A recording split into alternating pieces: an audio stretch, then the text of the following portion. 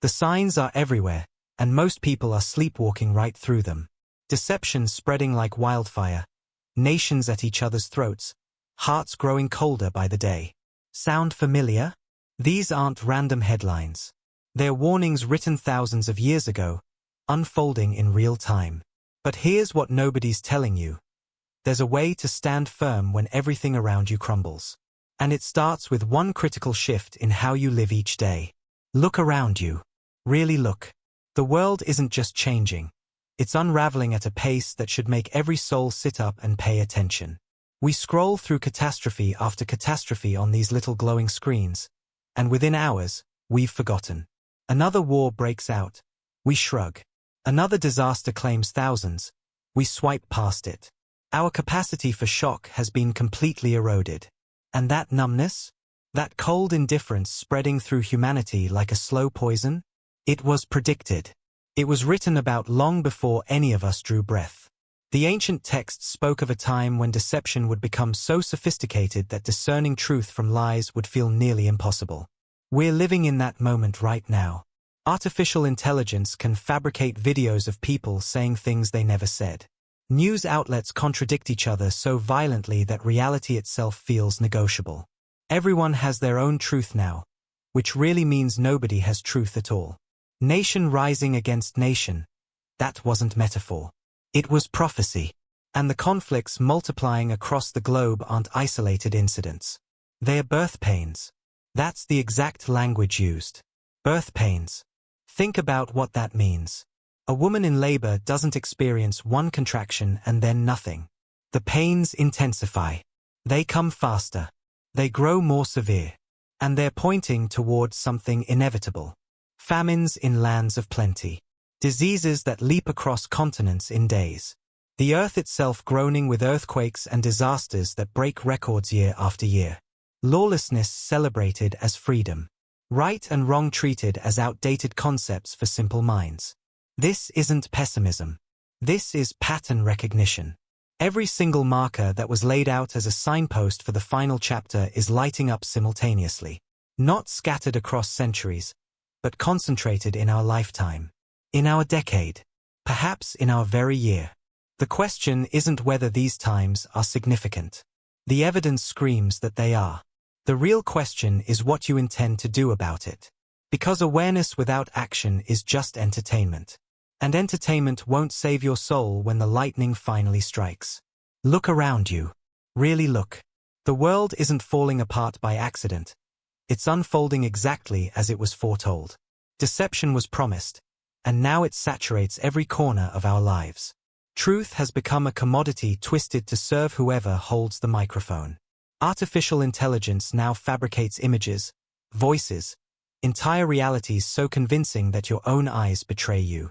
A video appears, and you cannot say with certainty whether you're witnessing something real or an elaborate illusion. This isn't progress. This is the confusion that was spoken of long ago. Wars and rumors of wars. Nation rising against nation. Turn on any screen and the evidence screams at you. Conflicts erupting across continents, alliances fracturing, threats exchanged like casual conversation. The machinery of destruction hums constantly in the background of modern life, so persistent that we've grown numb to its presence. We scroll past headlines of devastation as casually as we scroll past advertisements. And that numbness, that coldness of heart, was foretold too. Tragedy strikes, lives shatter, and within days the world moves on as though nothing happened. The events of this past year alone should have brought humanity to its knees in collective grief.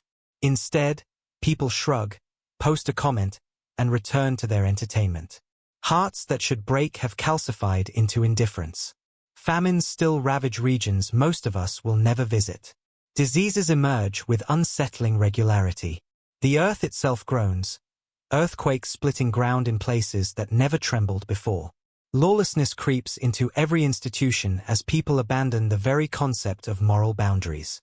Right and wrong have become matters of personal opinion rather than eternal truth. These aren't isolated incidents. They're threads in a tapestry that's been woven according to an ancient pattern. Each sign connects to the next. Each warning builds upon the last. The frequency intensifies. The birth pains grow stronger, closer together. The question isn't whether these things are happening. Anyone with eyes can see they are. The real question, the one that should keep you awake tonight, is what you intend to do about it while there's still time to act. A woman in labor doesn't wonder if the baby is coming. She knows. The pain tells her. Each contraction grows stronger, closer together, more impossible to ignore. And that's precisely the image we've been given to understand what's happening in our world right now. These troubles you see, the chaos, the confusion, the cruelty, they aren't random. They aren't meaningless suffering thrown at humanity by an indifferent universe. They are signals. Labor pains announcing that something monumental is approaching. Now here's what most people miss. Birth pains don't mean the baby has arrived. They mean the baby is coming. There's a difference. When a woman feels that first contraction, she doesn't panic and assume the child will appear that very second. But she also doesn't ignore it and carry on as though nothing has changed.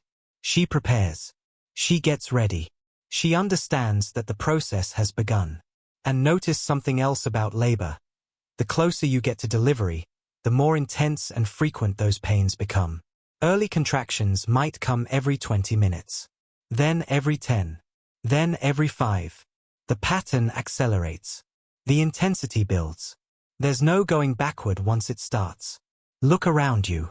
Wars erupting in places that seemed stable. Truth twisted beyond recognition. Technology advancing so rapidly that reality itself becomes questionable. People's capacity for compassion shrinking while their appetite for distraction grows. These aren't isolated incidents. They're contractions, and they're coming faster now. The mistake would be to grow numb to them.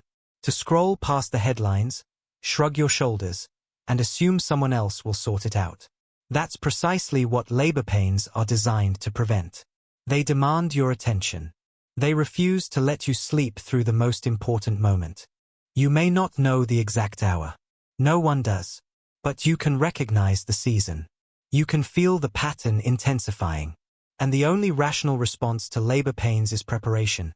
Not panic, not denial, but clear-eyed readiness for what's about to break through into the world. The question isn't whether it's coming. The question is whether you'll be ready when it does. You're not promised your next breath. Let that sink in for a moment. We walk through life with this strange assumption that tomorrow will arrive like clockwork, that we'll have another chance to get things right, another opportunity to finally pursue what matters. But that assumption? It's a dangerous illusion. Think about how quickly this year appeared. Wasn't it just months ago we were making plans for 2025? Time moves like water slipping through your fingers. The tighter you try to hold it, the faster it escapes. And here's the uncomfortable truth. Every single person watching this is living on borrowed time. Not because something catastrophic is about to happen, but because that's simply the nature of human existence. Your life is like morning fog, visible one moment, vanished the next. Now consider how you've been spending your days. How many hours lost to endless scrolling? How many conversations left unspoken? How many moments with God pushed aside for things that won't matter a week from now? The enemy doesn't need to destroy your faith in one dramatic blow. He just needs to keep you distracted long enough that decades slip by while you're busy doing nothing of eternal significance. There's a graveyard of good intentions out there.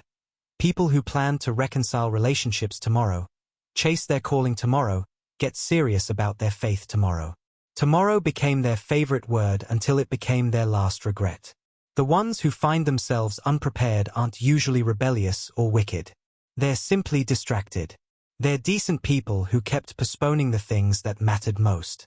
So here's the question that demands an honest answer. If tonight were your last night, would you be at peace with how you've lived? Would you have said what needed saying, loved who needed loving, pursued what God placed in your heart? The beautiful thing is, you're still here. This moment, right now, is a gift most people take for granted. You still have the chance to stop drifting and start living with intention. But that window won't stay open forever. There's a question that cuts straight to the bone, and most people never bother to ask it. Are you someone who admires from a distance, or someone who actually walks the path? Because there's a canyon of difference between the two, and where you stand determines everything. Think about it this way. Crowds gathered by the thousands to watch, to listen, to be entertained. They cheered when miracles happened. They clapped when the words sounded good. But the moment things got difficult, the moment the teaching demanded something from them, they vanished. Gone. Back to their comfortable lives as if nothing ever happened. Then there were the few. The ones who stayed when staying cost them something. They didn't just nod along. They rearranged their entire lives. They gave up fishing boats and tax booths and family dinners. They walked dusty roads with blistered feet. They faced mockery, rejection, and eventually, for many of them, death itself. Now here's the uncomfortable truth.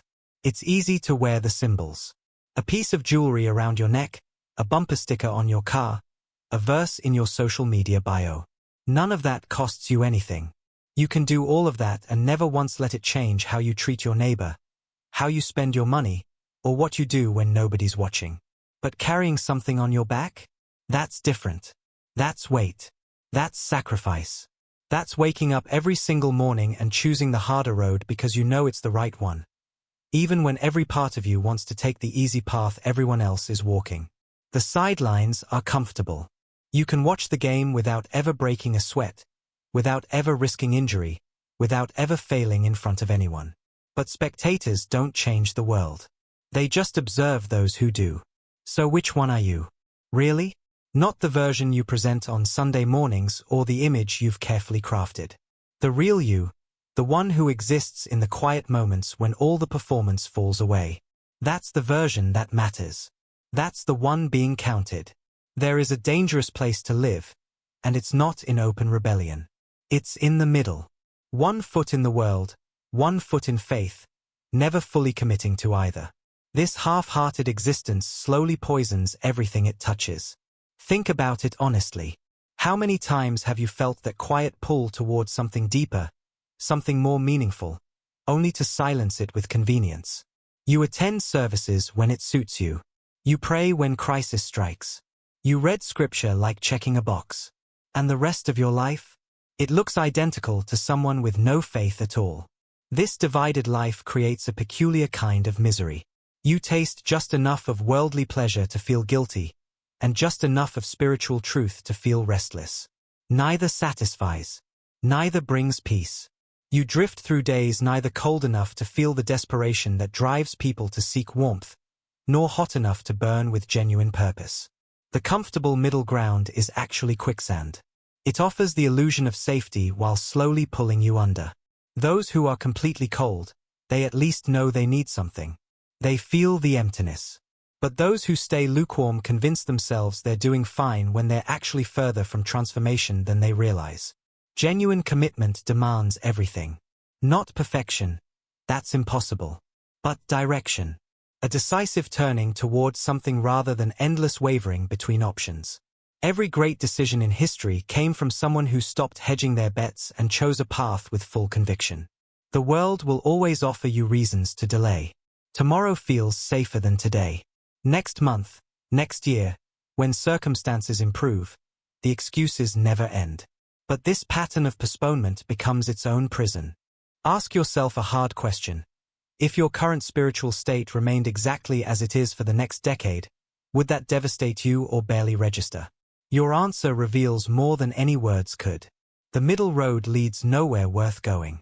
Pick a direction. Move with intention. Because floating between two worlds means belonging to neither, and that emptiness will catch up with you eventually. Your greatest enemy isn't temptation. It's the buzzing device sitting inches from your hand right now. Think about it. When was the last time you sat in complete silence with nothing but your own thoughts and God? Most people can't remember. And that's no accident. There's a strategy at work here, far more cunning than outright attacks on your faith. Why bother destroying someone when you can simply keep them endlessly occupied? A notification here, a scroll there, another video, another message, another task demanding your attention. Before you know it, the day is gone. The week vanishes. Years slip through your fingers like sand, and you never once stop to ask whether any of it actually mattered. If the enemy cannot make you wicked, he will gladly settle for making you busy. Busy people rarely pray. Busy people seldom sit with Scripture long enough for it to penetrate their hearts. Busy people are always running, always consuming, always moving, but never truly arriving anywhere. Here's the tragedy. You can fill your mind with endless Christian content, watch sermon after sermon, listen to worship music around the clock, and still have a soul that's completely malnourished. Knowledge without application is just noise. Consumption without transformation is spiritual obesity. You're stuffed but starving at the same time. The goal isn't to destroy your faith in a single blow. That would be too obvious. No, the strategy is far more patient. Just keep you distracted for a decade. Let the years pile up. Let the urgency fade. Let someday become the most dangerous word in your vocabulary. Your hands are full of devices, but when did they last fold in prayer? Your schedule is packed, but your soul sits empty in the corner, neglected and ignored. This moment, right now, is the battlefield. Not some dramatic confrontation with evil, but a quiet war for your attention. And every single day, you're choosing a side. The question isn't whether you're distracted. The question is, what will it take for you to finally put it down and lock in? There's a man in Scripture who understood something most of us forget, that the moment you commit to building something meaningful, opposition will come knocking at your door. Not someday. Immediately. God placed a burden on his heart to rebuild broken walls. A city in ruins, a people in disgrace, and one man who refused to look away. So he got to work. Stone by stone, day after day, he labored with purpose burning in his chest. And that's when the attacks began. First came the mockery. People laughed at him, called him delusional, told him he was wasting his time on an impossible task. They said the walls would crumble before they ever stood. But he kept building. Then came the schemes, enemies pretending to be friends, inviting him down for a conversation, suggesting they meet on neutral ground. It sounded reasonable, diplomatic, even. But he saw right through it. They weren't interested in helping him. They wanted to slow him down, pull him away from his assignment, distract him long enough that the work would stall and die. And his response? One of the most powerful declarations ever recorded. I am doing a great work and I cannot come down. Read that again. He didn't argue. He didn't explain himself. He didn't seek their approval. He simply stated the truth. He had a mission, and nothing would pull him from it. This is the posture we desperately need right now. Because the distractions coming for you aren't always obvious. Sometimes they wear the mask of opportunity. Sometimes they sound like wisdom. But anything that consistently pulls you away from what God has placed in your heart, that's not guidance. That's interference. The wall got finished in 52 days. 52 days of focused, unrelenting commitment while enemies raged and critics mocked. And when it was complete, even those who opposed him had to admit that God's hand was in it. So here's the question you must answer. What wall has God called you to build? And what's been pulling you down from it? Every breath you're taking right now is borrowed time. Not earned. Not guaranteed. Borrowed. Your lungs didn't ask your permission this morning. They just kept working. Your heart didn't consult your schedule before beating another 100,000 times today. That's grace operating in the background while most of us scroll through life half asleep. But here's the reality nobody wants to face. This moment, right here, right now, might be the only one you have left to decide who you're going to be. Not tomorrow. Tomorrow is a lie the enemy has been selling since the garden. Tomorrow I'll pray more. Tomorrow I'll get serious. Tomorrow I'll stop playing both sides. But tomorrow keeps slipping away, doesn't it? And suddenly years have passed, and you're still standing at the same crossroads, waiting for a convenient time that never arrives. Convenient obedience isn't obedience at all. The narrow road was never meant to be comfortable. It was meant to be worth it. And the men and women who find it aren't the ones with perfect circumstances. They're the ones who stopped making excuses and started walking. So make your decision. Not with emotion that fades by next week, but with conviction that anchors your soul regardless of what comes. Stop living for applause from people who won't even remember your name in 50 years. Start living for the only approval that echoes into eternity. The clock is ticking. The signs are screaming. The door is still open. But it won't stay open forever. Walk through it.